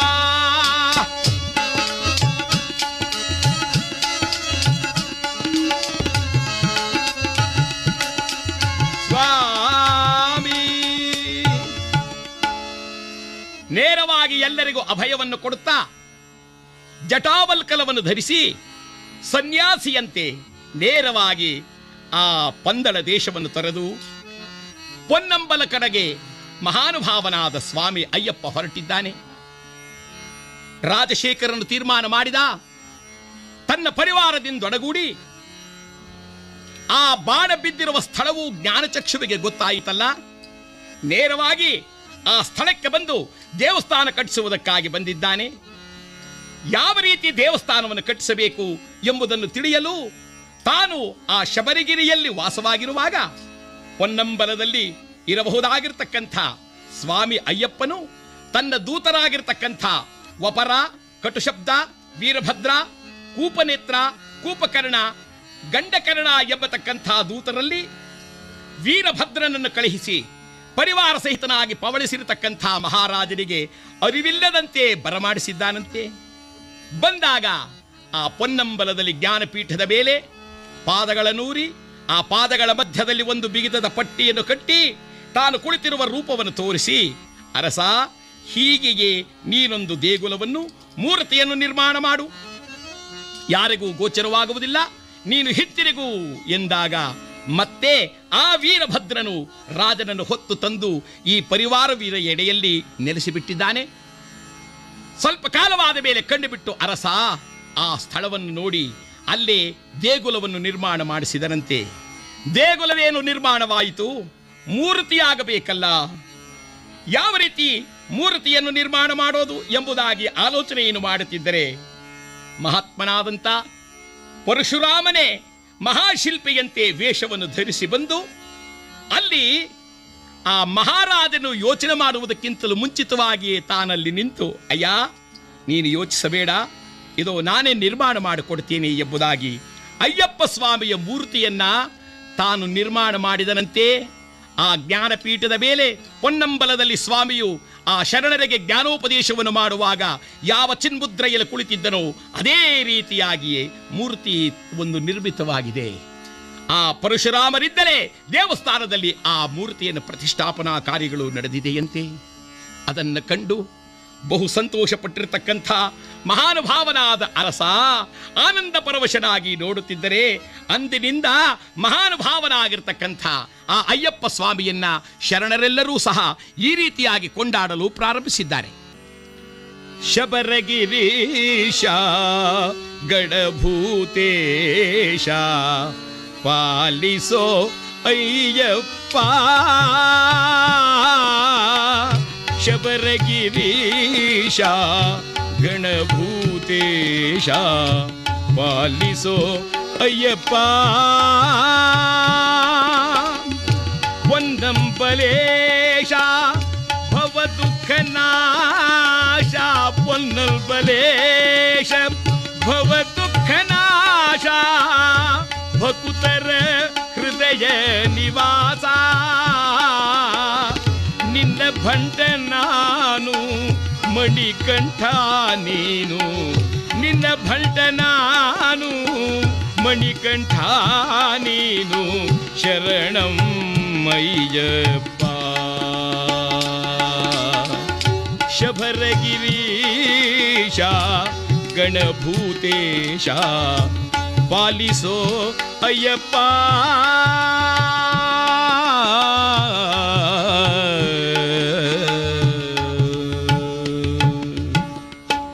ಎಲ್ಲರೂ ಪ್ರಾರ್ಥನೆಯನ್ನು ಮಾಡುತ್ತಿದ್ದಾರಂತೆ. ಪ್ರಾರ್ಥನೆಯನ್ನು ಮಾಡುವಾಗ ಮಹಾಸ್ವಾಮಿ ಹೇಳಿದ್ದಾನೆ, ನಾನು ಜ್ಞಾನಪೀಠದಲ್ಲಿ ಕುಳಿತಾಗ ಹೇಗಿತ್ತೋ ಹಾಗೇ ದೇಗುಲವಾಗಲಿ ಎಂದರೆ ಆ ದೇಗುಲಕ್ಕೆ 18 ಮೆಟ್ಲನ್ನು ಕಟ್ಟಿದ್ದಾರಂತೆ. 10 8 18 10 ದಶವಿಧ ಮಮಕಾರಗಳನ್ನಡಗಿಸಿ 8 ವಿಧ ಅಹಂಕಾರಗಳನ್ನಡಗಿಸಿದಾಗ ಕಾಣುವವನೇ ಅಯ್ಯಪ್ಪ ಸ್ವಾಮಿ ಎಂದಾಗ ಭಕ್ತರಿಗೆಲ್ಲರಿಗೂ ಅಭಯವನ್ನು ಕೊಡುತ್ತಾ ಅಯ್ಯಪ್ಪ ಸ್ವಾಮಿ ಅಲ್ಲಿ ನಿಂತಿದ್ದಾನೆ. ಈಗಲೂ ಆ ಪರಮಾತ್ಮನ ಆಜ್ಞೆಯಂತೆ ರಾಜಶೇಖರನು ನಿರ್ಮಾಣ ಮಾಡಿದ ಆ ದೇಗುಲಕ್ಕೆ 18 ಮೆಟ್ಲುಗಳಿವೆ. ಒಂದೊಂದು ಮೆಟ್ಲುಗಳಿಗೂ ಸಹ ಒಂದೊಂದು ಸಲ ಹೋಗತಕ್ಕಂಥ ಅವರು ತಾವನೇಕ ವಿಧಿಯಲ್ಲಿ ಭಕ್ತಿಯನ್ನು ಕೂಡ ಅರ್ಪಣೆ ಮಾಡುತ್ತಿದ್ದಾರೆ. ಕಾರ್ತೀಕ ಮಾಸದಲ್ಲಿ ವ್ರತ ಪ್ರಾರಂಭ, ಮಕರ ಸಂಕ್ರಾಂತಿಯ ದಿನ ಜ್ಯೋತಿಯ ಸಂದರ್ಶನದಿಂದ ಬಹುಜನರು ಕೂಡ ಆನಂದ ಪರವಶರಾಗ್ತಕ್ಕಂಥವರಾಗಿದ್ದಾರೆ.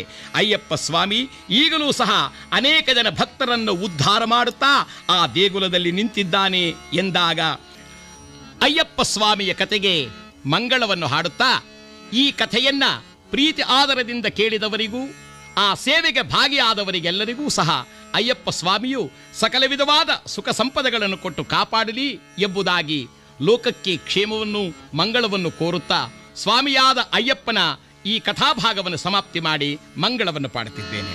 ಚಿನ್ನದ ತಟ್ಟೆಯಲ್ಲಿ ರಂದದ ರುಚಿ ಮಾಡಿ, ಚಿನ್ನದ ತಟ್ಟೆಯಲ್ಲಿ ರಂದದ ರುಚಿ ಮಾಡಿ, ಹರಿಹರ ಸುತನಿಗೆ ಮಂಗಳಾರತಿ ಮಾಡಿ ಸ್ವಾಮಿಗೆ ಶರಣಂ ಅಯ್ಯಪ್ಪನಿಗೆ ಮಂಗಳಾರತಿ ಮಾಡಿ ಸ್ವಾಮಿಗೆ, ಹರಿಹರ ಸುತನಿಗೆ ಮಂಗಳಾರತಿ ಮಾಡಿ ಸ್ವಾಮಿಗೆ.